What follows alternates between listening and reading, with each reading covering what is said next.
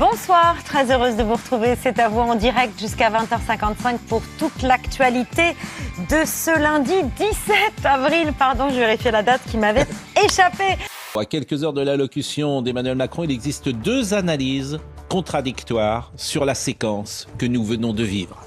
La première explique que la page retraite est tournée, que le pays ne s'est jamais retrouvé à l'arrêt, que la grève générale n'a pas eu lieu, que le privé est resté à l'écart de la colère, que les étudiants n'ont pas bloqué les facs, que la France déteste le désordre, bref, que tout cela est derrière nous et que la vie sociale reprendra son cours paisiblement. Dans quelques instants, Emmanuel Macron va s'adresser aux Français. Il reçoit le soutien de son épouse. Il n'est pas isolé du tout. C'est notre phrase du jour, signée donc de Brigitte Macron.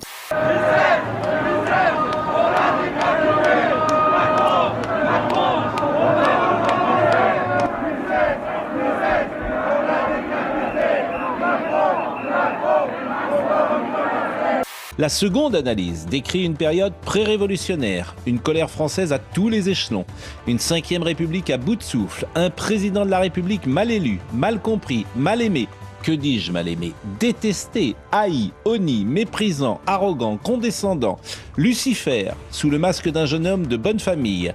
Ça va exploser est le slogan de ceux qui voient rouge et imaginent le grand soir pour demain. Ma vieille carcasse est à la ramasse. Je me dis t'es mal barré, mais tout n'est pas foutu. Faut te remettre l'arrêt au milieu du cul. Pendant ce temps-là, en France, on a encore dégainé le 49-3. Pardon, on a remplacé le 49 par le 3 au stade de Reims, et sans contestation. Nous voulons bâtir la France du plein emploi, du bon emploi. Alors dans les semaines et les mois qui viennent, autour du président de la République, nous sommes déterminés à accélérer. Mais à gauche, pas question d'abdiquer. La NUPES reste mobilisée. Le président surtout n'est pas au bout de ses peines, qu'il ne s'imagine pas que les Français vont d'un seul coup passer à la séquence suivante. On sait bien que c'est le rêve qu'il formule. Est-ce qu'il croit vraiment que les gens vont oublier demain matin ce qui s'est passé la veille? Non, personne n'oubliera.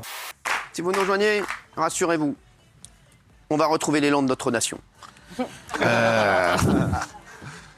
C'est important de le dire. Que ce soit à 62 ou à 64 ans, on retrouvera l'élan de notre nation. 3 mois après le début des manifestations contre la réforme des retraites et 3 jours après la promulgation de la loi, qu'attendent les Français de cette allocution solennelle? Rien du tout. Mes chers compatriotes, ce soir c'est avec sagesse et dans un esprit d'apaisement que je m'adresse à vous. Vous le savez, la colère et le tumulte n'ont jamais été une solution. Là où vous brandissez vos majeurs, moi, je vous tends la main. Cette réforme était nécessaire, quoi que vous en pensiez. Aussi, je vous demande de prendre une grande inspiration et de penser différemment. Nous avons devant nous 100 jours d'apaisement, d'unité, d'ambition et d'action au service de la France. C'est notre devoir. Et je vous fais confiance, je nous fais confiance pour y arriver. Vive la République et vive la France. Puis au moment même de l'allocution présidentielle ce soir, l'association Attaque, rejointe par la France Insoumise, organisait des concerts de casseroles devant les mairies et les préfectures. Utilisez vos briquets pour allumer des bâtonnets d'encens plutôt qu'une poubelle. Le temps est venu de passer à autre chose, mes petits cloportes. Scarabée, je savais que je l'aurais pas. Française, français, sucez-moi la langue.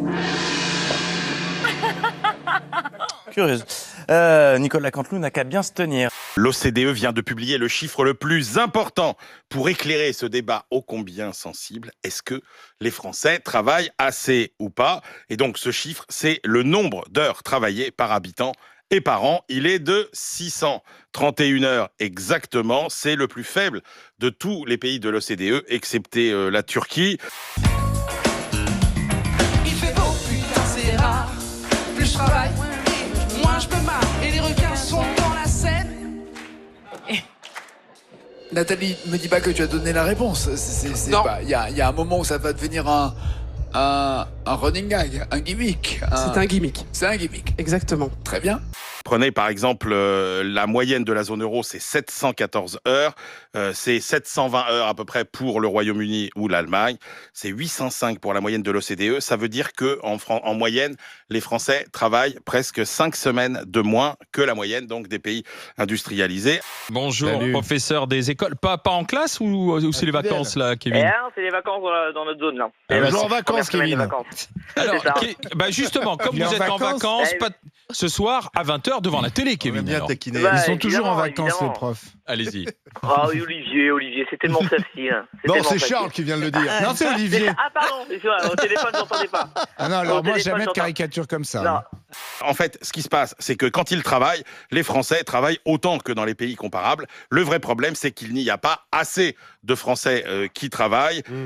C'est ça, c'est le sujet du ce qu'on appelle le taux d'emploi. Et grosso modo, il est plus bas que partout ailleurs. Et la difficulté du marché du travail français, c'est notamment aux deux extrémités, à savoir des jeunes. On a moins de jeunes qui travaillent que dans les autres pays et on a aussi moins de seniors.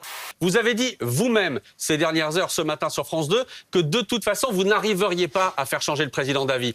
Donc vous aussi vous allez devoir avancer. Vous aussi vous allez devoir revenir à la table des négociations ou à la table des discussions des prochains sujets. Ce qu'il y a, vous parlez de délai de décence. Le délai de décence, c'est le 1er mai. On peut se remettre à travailler tous ensemble le 1er mai ou ce sera trop tôt encore? Mais Maria dit souvent, il vaut mieux remonter ses manches que de baisser son froc. Ça veut dire quand même beaucoup de choses. Hein. Exactement. Non, mais d'abord, je vous autorise pas à me dire ce que je vais devoir faire. Vous savez, nous, on va devoir faire avec les travailleurs et travailleuses qui pendant... Si, vous avez dit, vous allez devoir. Donc c'est vous qui venez de le dire. Donc vous n'allez pas me dire ce que la CFDT ou les organisations syndicales vont devoir faire. Les organisations syndicales aujourd'hui, elles sont représentatives du monde du travail, elles ont montré leur centralité sur le monde du travail et l'écoute des travailleurs. Rions, pleurons, la vie se joue de nous. Faut-il subir à genoux, la vivre debout? Rions, pleurons, la vie se fout de nous. Mais putain, arrêtons de tendre l'autre joue.